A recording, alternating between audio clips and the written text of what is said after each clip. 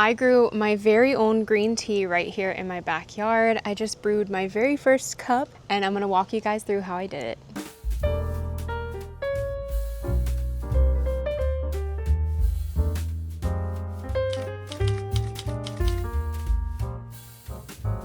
Have you ever thought about where tea actually comes from? I think a lot of people think of tea as just this stuff that's in tea bags or this stuff that's in jars that I just soak in water and I drink it. But have you ever actually thought about it? From every tea that you've ever drank, whether it is black tea, green tea, white tea, or oolong tea, it all actually comes from one single plant, which is this right here, and it's called Camellia sinensis. Camellia sinensis is an evergreen shrub that we humans have been cultivating for over 4,000 years just for tea drinking. Tea drinking originates in China. It spread throughout all of Asia and eventually spread throughout the entire world. And now tea is the most consumed beverage in the world besides water.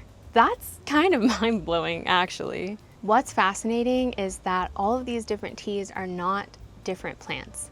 They're the same plant, they're the same part of the plant. What makes them different is how you process them after you harvest them. That's what is gonna separate green from white, from black from oolong, and I didn't know this until I bought these plants. I had no clue. I thought for the longest time they were different plants. I was in the garden center one day, I saw these two plants, they were just labeled tea plants, and I was like, okay. So I asked them, what are these plants? They're like, it's Camellia sinensis, it's the tea plant. I was like, okay, I do a Google. My mind is blown. I'm like, how did I not know this? I felt kind of stupid, but I feel like it's not really widely known information unless you're really into tea and you're growing the plant yourself. So obviously I bought these plants. I brought them home, I planted them right in ground, and I didn't even research how to take care of them. I didn't research how to grow tea. I didn't do anything. I just left them. And here they are, like 3 years later.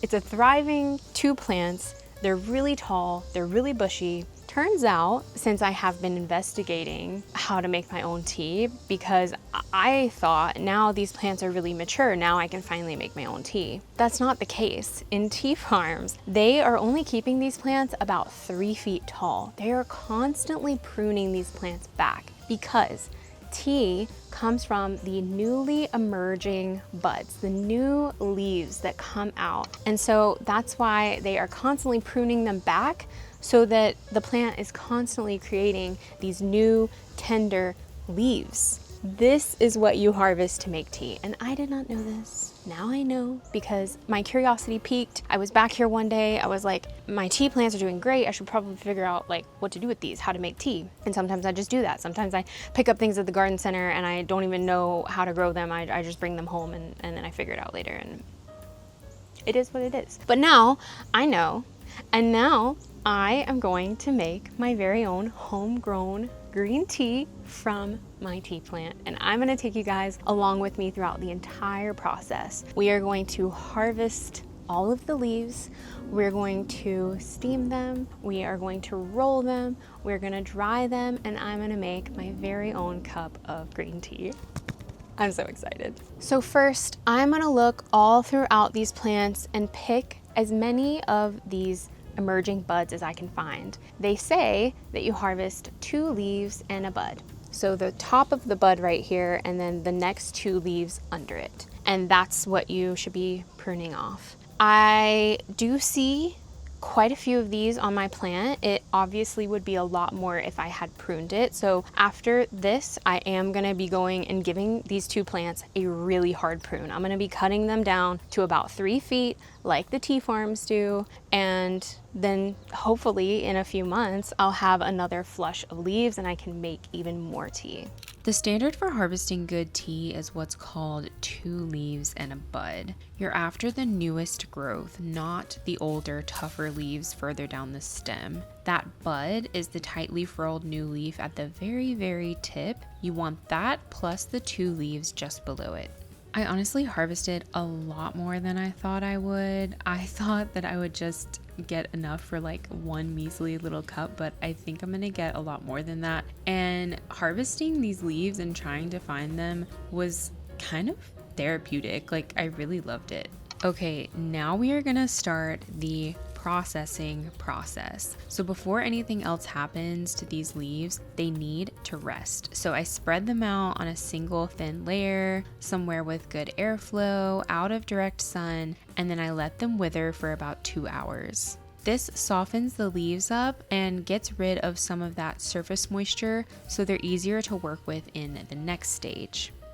This next part is the one that actually decides what kind of tea this becomes. So to keep it green, I have to stop oxidation fast. So that's the browning process that would otherwise kick in the second those leaves were picked. This is kind of the same way that a cut apple browns in the air. So to stop oxidation, I have chosen to steam them. There are different methods that you can do. The Chinese method is to pan fire them. The Japanese method is to steam them. So I'm choosing steaming. A minute or 2 of steam is all we need to deactivate the enzymes that are responsible for that browning and locks in the green color, and it also locks in that grassy vegetal flavor that we know and love in green tea. I'm watching for the leaf to smell like fresh cut grass and to turn slightly glossy and slightly darker green, still soft enough to roll, but past that oxidation window. I steamed the leaves for a total of 3 minutes. I did check them after 2 minutes, but they just seemed like they needed a little bit more time, so I ended up going for 3. So after they're done steaming, then it's straight into a quick cool down so that the residual heat doesn't keep cooking them. And so I just spread them out on a towel to rest and dry out. After the leaves have cooled all the way down, now I'm gonna roll the leaves by hand. This was actually really fun to do. So rolling the leaves breaks down the cell walls just enough to release the leaves' natural juices and oils, which is where a lot of the flavor actually comes from. And it curls the leaf into what you'd recognize as loose leaf tea. And honestly, I did not put 2 and 2 together until just now. I'm learning a lot of things about tea as I'm going through this entire process.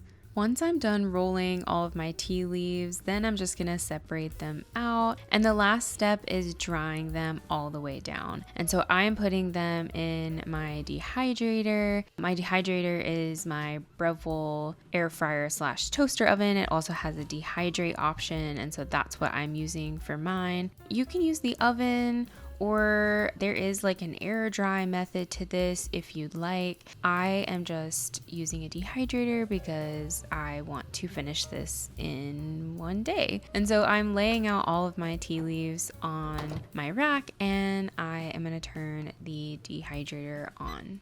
When you're dehydrating your tea leaves, no matter what method you decide to use, what we want is low, steady heat until the leaves go from soft to crisp.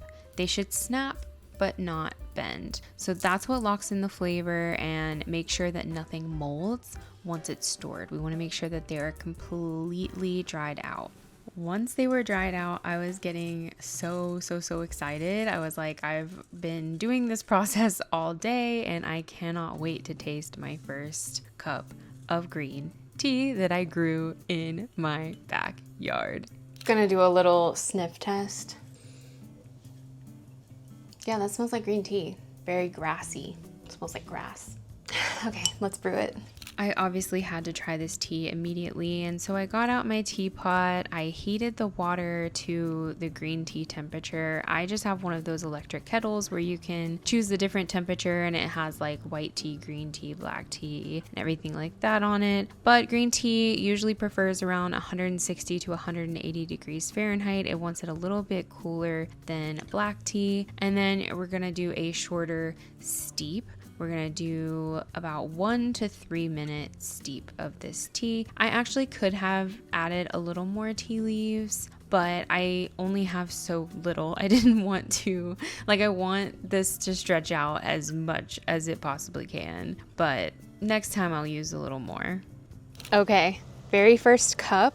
A little light in color. I probably could have put more tea leaves in there, but it's fine. We're gonna taste it.